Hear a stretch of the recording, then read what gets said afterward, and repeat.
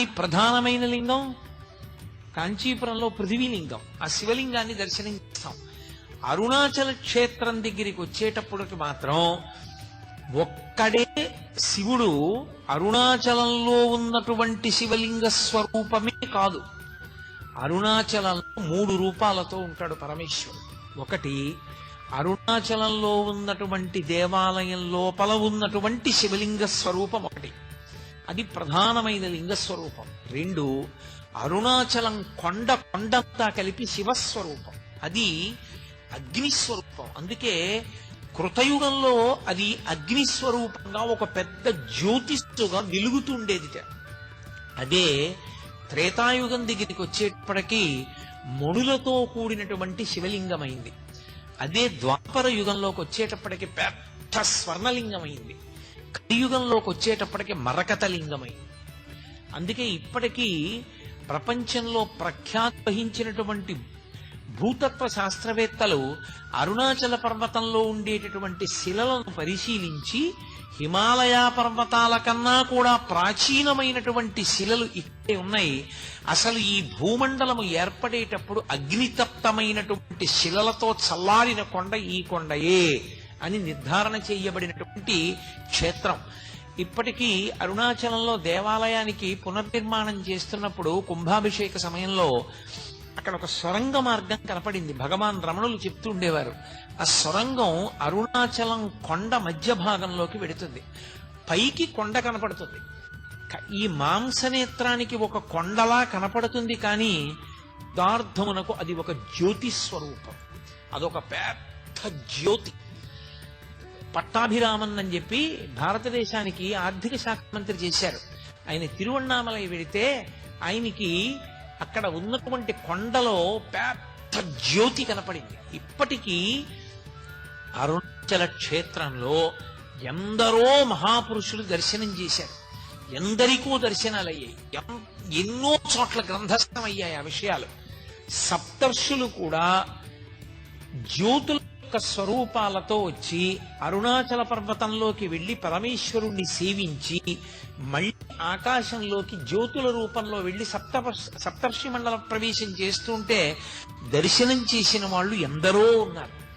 సభాముఖంగా చెప్పడం నాకు ఇష్టం లేదు, కానీ నేను మీతో ఒక విషయం చెప్తే మీరు ఆశ్చర్యపోతారు. నేను అరుణాచలం వెళ్ళినటువంటి మొట్టమొదటిసారి గిరి ప్రదక్షిణం ఎలా చెయ్యాలో కూడా నాకు తెలియని రోజుల్లో నేను ఎలా గిరి ప్రదక్షిణం చేయాలి, నాకు ఈ క్షేత్రంలో ఇంతకాలం ఉండాలి అని ఏమీ తెలియక నేను మళ్ళీ తిరుగు ప్రయాణం ఏర్పాటు చేసుకొచ్చేసాను.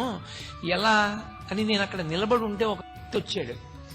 గిరి ప్రదక్షిణం చేస్తారా అని అడిగాడు. అవును అన్నాను. నేను తీసుకెడతాను రండి, నేను ఇక్కడే ఉంటాను, ఇప్పుడు చూస్తూ ఉంటానన్నాడు.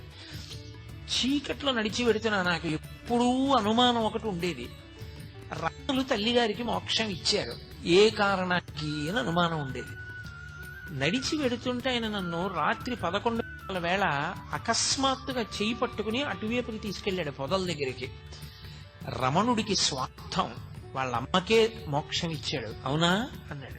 నేను తెల్లబోయాను, ఇదేంటి ఇంత ఖచ్చితంగా నా మనసులో మాట అన్నారని.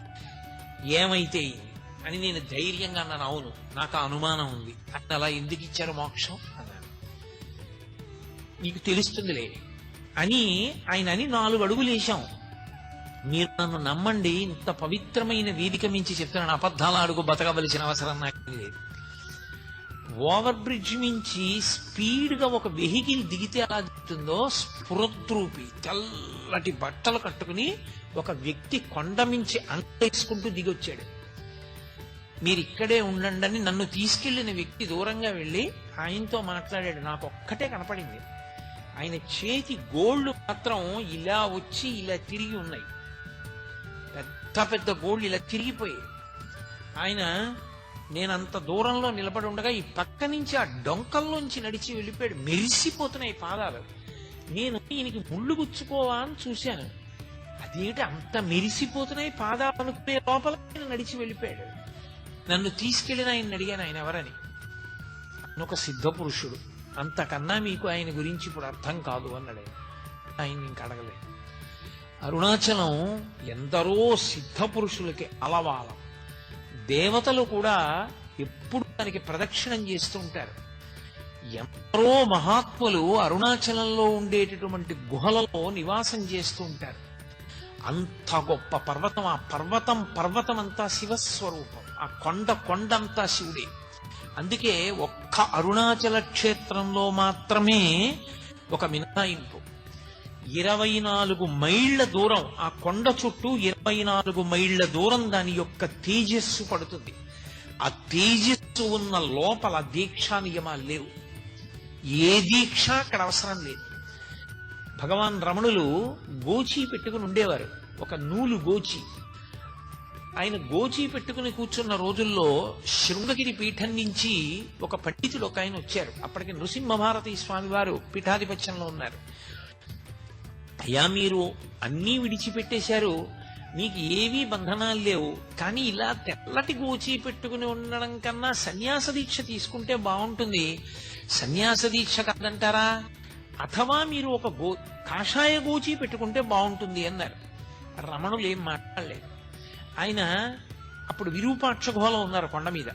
నేను కిందకి వెళ్ళి స్నానం చేసి భోజనం చేసి 3 గంటలకు వస్తాను, ఏమైనా మనసు మార్చుకుంటే చెప్పండి అని కిందకి వెళ్ళారు. ఈలోగా ఒక వృద్ధుడు వచ్చి ఒక పెద్ద పుస్తకాల మూట ఒకటి అక్కడ దింపాడు. నేను ఇంకా స్నానం చేయలేదు, స్నానం చేసి వస్తాను, ఈ మూట చూడు అని రమణులకి చెప్పి వెళ్ళి, రమణులు కిందకి దిగి ఆ మూటలో పైన ఉన్న పుస్తకాన్ని ఇలా తీశారు. దాని బట్టకి నొక్కుంది. ఎక్కడ నొక్కుందో అక్కడ తీసి చూస్తే సంస్కృతంలో ఉన్నటువంటి అరుణాచల మహాత్మ్యం పుస్తకం. ఆ పుస్తకంలో ఉంది, ఆ కొండకి 24 మైళ్ల పరిధిలో ఏ దీక్షా నియమము లేదు, అందుకని సన్యాస దీక్ష అని ప్రత్యేకంగా తీసుకుని ఉండవలసిన అవసరం లేదు అరుణాచలంలో అని. ఆ వచ్చిన పండితుడికి అది చూపిస్తే తెల్లబోయి వెళ్ళిపోయారు. చిత్రం ఏమిటంటే ఆ వచ్చిన వాడెవరో కాదు, భగవాన్ రమణుల్ని ఆదుకోవడానికి ఆ పుస్తకాలు పట్టుకు పరమశివుడు వచ్చి ఆ మూట అక్కడ పెట్టాడు. ఇక మళ్ళీ రాలేదైనా. ఆ బ్రాహ్మణుడు వచ్చి ఆ పుస్తకాలు భగవాన్ రమణుల దగ్గర తీసుకోలేదు. అంతటి పరమ సత్యమైనటువంటి క్షేత్రం ఆ క్షేత్రము. అక్కడ కొండ, శివలింగము. అరుణాచలేశ్వర దేవాలయంలో ఉన్నటువంటి శివలింగము అరుణాచల పర్వతం లోపలే ఉన్నటువంటి ఒక పెద్ద గుహ ఉన్నది అంటారు.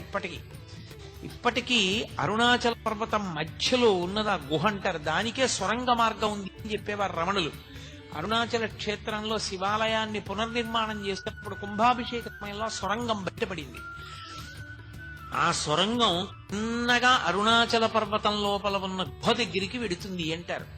అక్కడ ఒక పెద్ద వటవృక్షం ఉంటుందని, ఆ మర్రి చెట్టు కింద దక్షిణామూర్తి స్వరూపంలో సిద్ధయోగ స్వరూపంతో పరమశివుడు ఇప్పటికీ కూర్చుని ఉంటాడని, సనక సనందనాది మహర్షులందరూ కూడా ఆయన్ని సేవిస్తూ ఉంటారని చెప్తారు.